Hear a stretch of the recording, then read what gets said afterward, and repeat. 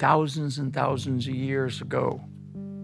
Guys like Sun Tzu, famous military theoretician, studied him. Everybody that's ever served in the military at some level stayed in long enough, as hell, even a lot of people in business study Sun Tzu's Art of War. Well, what does Sun Tzu say about war? War is deception.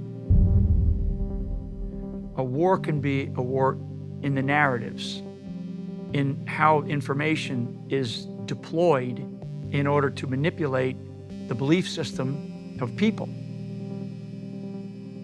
And so now, instead of, putting a bullet through somebody's head, you assassinate them by narrative. And for a guy by the name of Sun Tzu, who wrote about all wars are deception thousands of years ago, right? Nothing's changed. The intelligence agencies are working with the legacy media to shape public perception of world events. That is not speculation. I'm not some outsider who's guessing at this because I read about it on the internet. I spent my whole life working. My father worked at ABC News before going to work for the government, engaged in the Cold War. So I've seen both sides of this my whole life, and for 53 years. So I can say with authority and certainty that the intel agencies shape news coverage of world events. And the more significant the world event, the more meaningful it is, the higher the consequences are, the more aggressively they shape it. Because the CIA's, they're masters at propaganda. They're masters at what's called covert influence, covert operations. Right? Hollywood, the media. You're not a conspiracy theorist.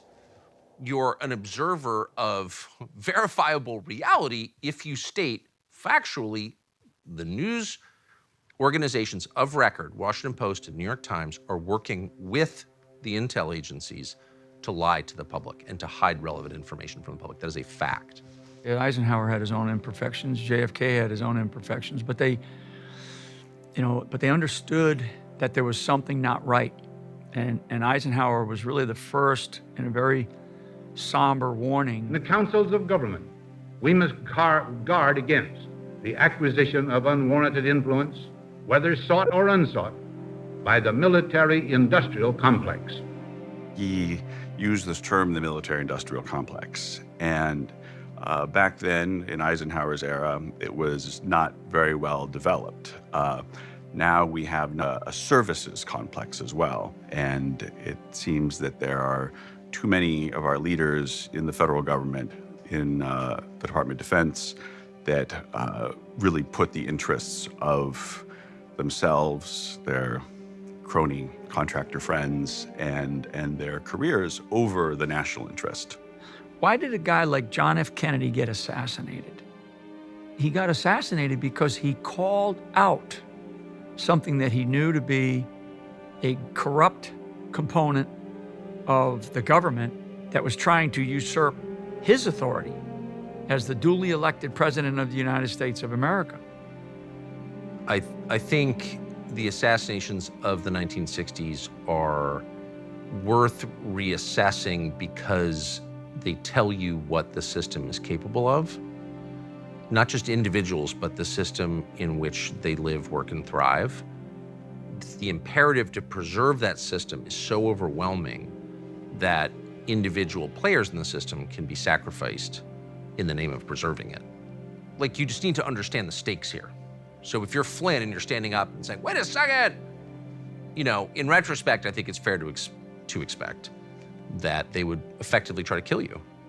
Maybe not shoot you in Dealey Plaza, but put you in prison, impoverish your family, silence you, dismiss you in the eyes of most as ridiculous.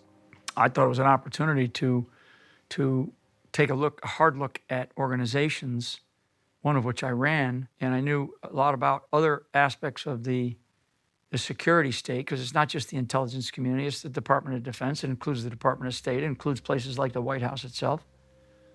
And it includes the Department of Justice, includes the FBI. And that revolving door in the intelligence community with social media companies, with big banks, with big corporations, has been going on for years and years and years. They recruit people out of those agencies to come work for them. It's grotesque. I mean, that's when you know, when you turn on CNN or MSNBC and you see an endless parade of former federal law enforcement or federal intelligence officials paid coming on the air to analyze politics, then you know that this organization has been captured by those agencies. I mean, these are not just former government employees. These are people with active security clearances. Still, they retain their security clearances. So they are in continuous communication with their former colleagues at these agencies because it's legal, because they have the clearance. And so they are acting effectively as spokesmen for these federal agencies, and they're on the air as news analysts. I cannot think of a more perverse system. President's former National Security Advisor, Lieutenant General Michael Flynn, pleading guilty today to lying to the FBI. Flynn knew exactly how the system worked. He knew exactly what the intel world had been up to. He understood its funding. They had to get rid of Flynn. There was a moment where I just felt like I was drowning.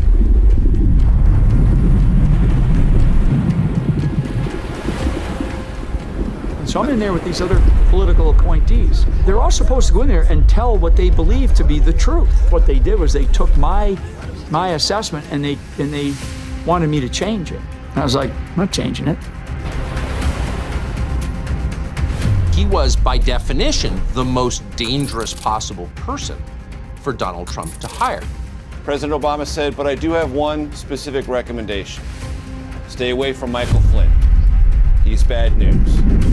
Over time, instead of being pounded down below the surface of the ocean, we started to fight. I'm now above the surface.